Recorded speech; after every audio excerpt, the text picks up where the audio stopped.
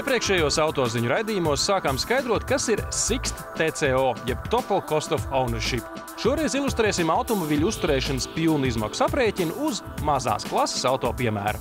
Salīdzināsim 4 pazīstamus modeļus ar mazākajiem jeb bāzes dzinējiem. Hyundai i20 maksā aptuveni 5800 latus, Škoda Fabia 5640, Volkswagen Polo Trendline 1.2 gandrīz 6890, bet Toyota Yaris ir visdārgākais – 7776 lati. Viszemākajām mēneša izmaksām vajadzētu būt lētākajam auto, tātad Škodai, tā ir arī vislētākā apdrošināšana. Taču Hyundai dīleri piedāvā augstāku atpirkumu – 50% pēc 3 gadiem, ja nobraukums nepārsniedz 45 000 kilometru. Un tā kā i20 vidējais patēriņš pēc ražotāja datiem ir vismazākais, tad kopā ar degvielu Hyundai eksploatācija izmaksā ne vairāk par 220 latiem mēnesī. Taču arī tas vēl nenozīmē, ka tieši Hyundai ir visizdevīgākais auto. Tā piemēram par Sixt leasing biznesa komplektu, kurā ietilpst apkopes, nolietojuma remonta darbi, riepu uzglabāšana, 24 stundu palīdzību uz ceļu un citi pakalpojumi, viszemākā maksa iznāk vienam no 2 dārgākajiem automobīļiem – Volkswagen Polo. Sixt TCO metodoloģija tad arī domāta tam, lai saskaitītu visus zemūdens akmeņus un meklējot šķietami lētāko variantu, dārgi neaizķertos aiz kādu no tiem.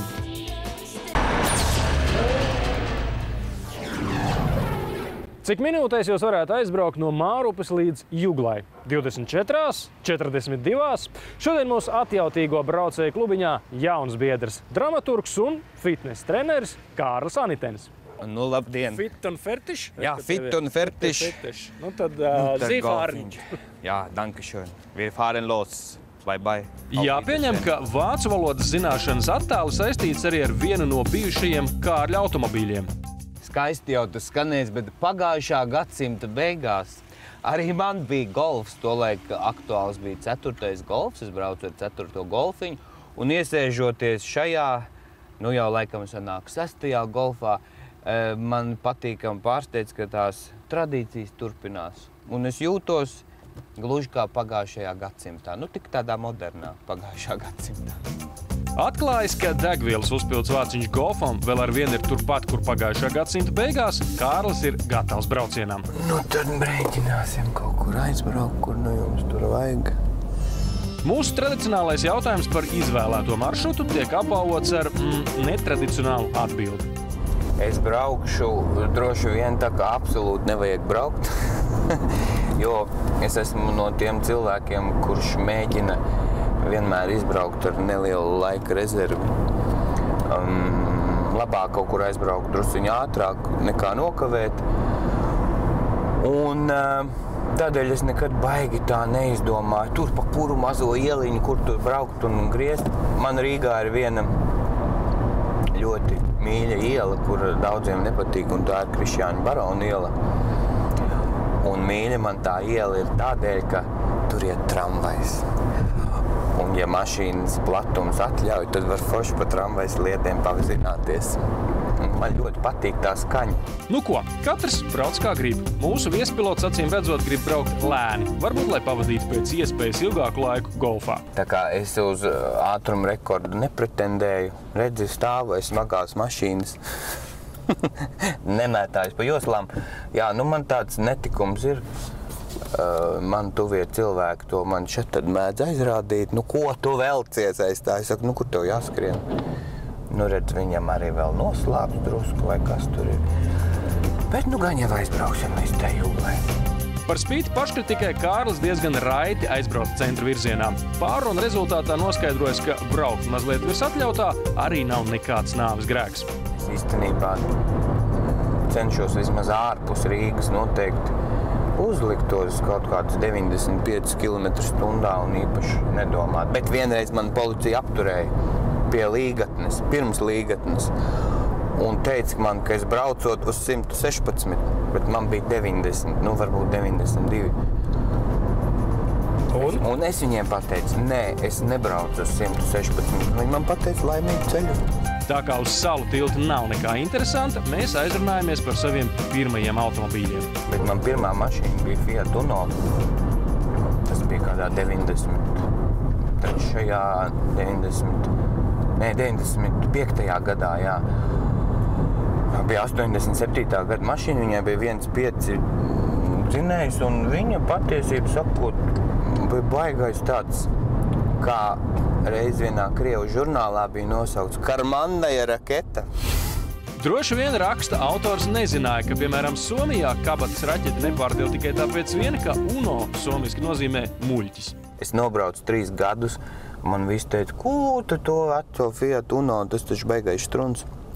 Nekas man viņam neplīsa, nekas viņam nenotika, viņam bija pat smalka pretaizdzīšanas sistēma, jo tur visu laiku krita no startera tas štekers.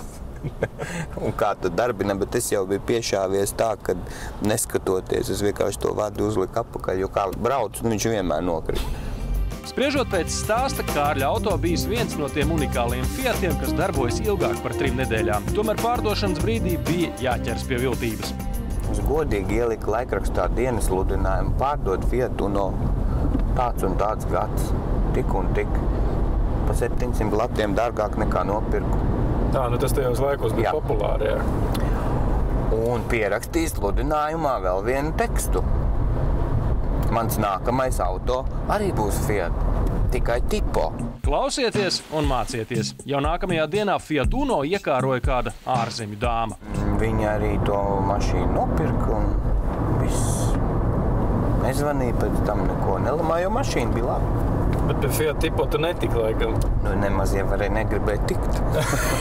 Kārļa atkarība no itāļu automašīnām izārstēja Lancia Delta. Tiem laikiem ārprātīgi eksotisks auto ar runājošu borta datoru. Pēc gada eksploatācijas tam bija daudz ko teikt par Latvijas ceļiem. Tās mašīnas ritošā daļa ļoti švaki saprata ceļa posmu no Ķekavas līdz Rīgai. Nu, tad vēl tur neremontēja, šogad jau būs attaisīts.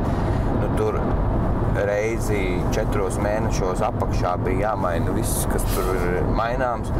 Un tad šī mašīna ļoti daudz ar mani runāja, jo viņa, kad tu sāki braukt, viņa uzskaitīja visu, kas ir pa problēmām. Sākot ar to, ka nav šķidrums, tas logu šķidrums. Un beidzot ar to, ka itāļu valodā es tik labi tās detaļas nepārvaldu, bet tā sieviete, kas runāja, ļoti labi pārvaldīja visu. Ja neparasti intelektuālā Lancia vēl arvien ir dzīva, tai ir par ko sūroties arī šodien. Bet es īsti kaut kā nesaprotu mūsu valstī vienu lietu. Nu, tomēr jau no šīs degvielas taču kaut kāda daļa aiziet ceļu sakārtošanai.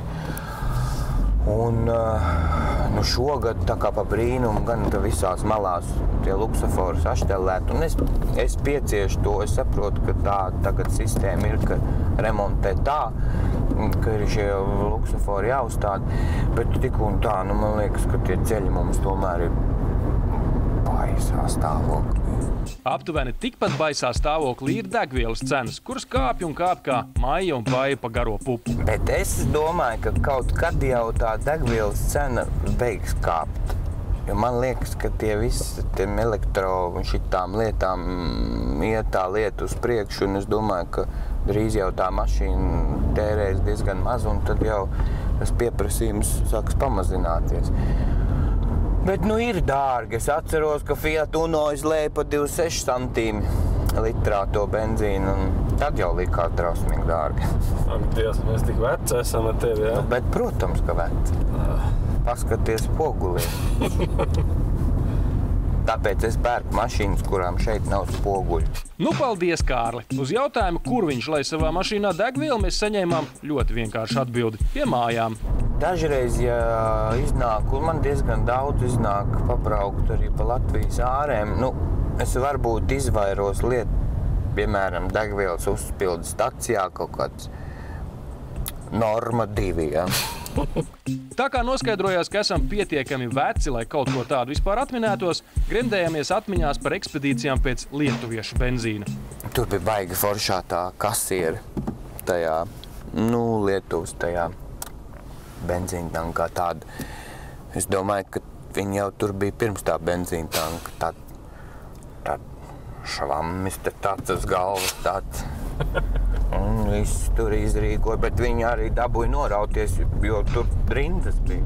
Retrospektīvā noskaņojumā sasniegta Krišāņa Barona iela, pa kuru neviens eksperimenta dalībnieks līdz šim nav tiecies braukt. Taču neaizmirsīsim, ka Kārlis Anitens pasauli redz tēlaināk nekā citi. Nu re, un tad, kad uzbrauc uz tām sliedēm, pataisa logu, tad ir tāda forša skaņa. Man foršāk skan man drieba.